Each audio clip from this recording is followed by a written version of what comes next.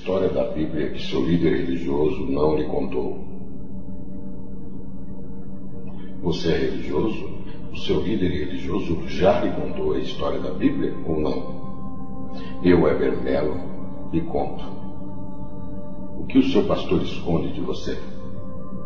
Vamos lá. Segundo a história, desde seu início, historicamente falando, existiram: primeiro, os pergaminhos; segundo, a Septuaginta; terceiro, a Vulgata; quarto, a Bíblia Católica; e, finalmente, a Bíblia Protestante. Ok? Vamos falar um pouco de cada uma delas para você entender de forma clara como chegou a Bíblia que hoje está em suas mãos. Os pergaminhos foram aqueles escritos pelas primeiras mãos, até aí tudo bem.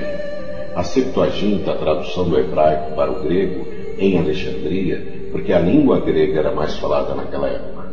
E esse homem Demétrios, ele era responsável por uma biblioteca em Alexandria, e perguntou ao rei Ptolomeu Filadelfo do Egito se ele conseguiu uma tradução grega da lei judaica para a biblioteca.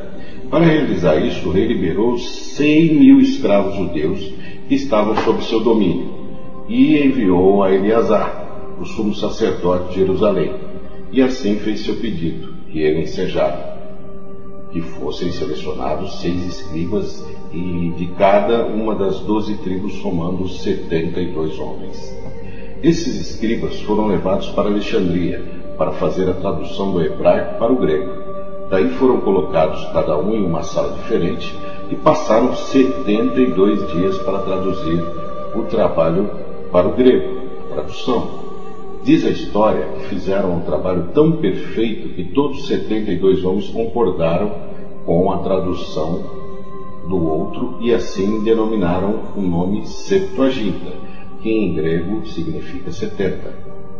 A Vulgata do Padre Jerônimo é responsável por todo o paganismo da Bíblia de hoje. Foram os padres que determinaram os livros que você lê.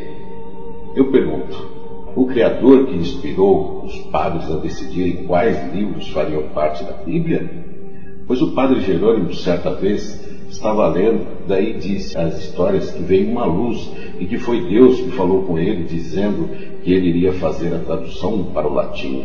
Essa mesma história que Deus falou comigo é antiga. Constantino também disse que o Criador falou com ele. Sabemos que Constantino matou sua esposa e seu filho e foi pai da Igreja Católica, formada no Conselho de Nicéia. Todos os dias escutamos os líderes religiosos dizendo: Deus falou comigo.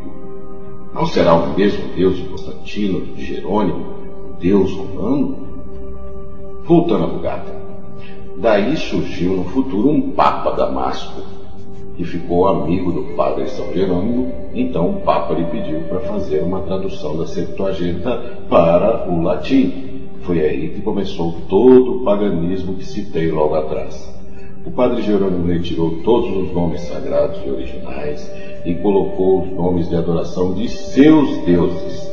Exemplo: Deus, Zeus; Paulo, Apolo; Arco-íris, deusa Íris; Mateus, Deus; Senhor, Baal. Tudo isso para colocar os deuses deles em destaque, e retiraram dos textos, colocando títulos e capítulos, versículos e epígrafes. Seguem alguns exemplos de vários textos que foram colocados pelos padres. Todos lembram quando Moisés subiu ao Monte Sinai e recebeu os 10 mandamentos do Criador. Um dos 10 mandamentos era: não matarás, ok? Alguma dúvida? Pois os padres inventaram que Moisés escreveu que quem fosse contra a lei iria morrer. E sabemos que realmente muitos morreram. Isso é uma grande mentira da Igreja Católica, pois Moisés nunca iria escrever isso, porque um pouco antes de ele receber os 10 mandamentos, ele não seria contra a lei do Pai. Esse texto foi colocado pela Igreja Católica. Exemplo: o Novo Testamento está no começo a genealogia do nosso Salvador. Sabemos que o Novo Testamento vem após a morte dele e não no seu nascimento. Isso foi colocado para confundir você, ou seja, para deixar você mais contradito em relação a isso. Pois o Damasco falou que iria queimar todas antes da Vulgata, e toda a tradução futura do mundo iria ser tirada da Vulgata do padre Jerônimo. Vulgata significa popular. Isso é uma pura verdade. Procure na Bíblia Thompson, na página 1378, lá a Sociedade Bíblica do Brasil confirma tudo o que estou falando, dizendo que João Ferreira de Almeida, o português que fez a tradução para o português, e como base foi a Vulgata.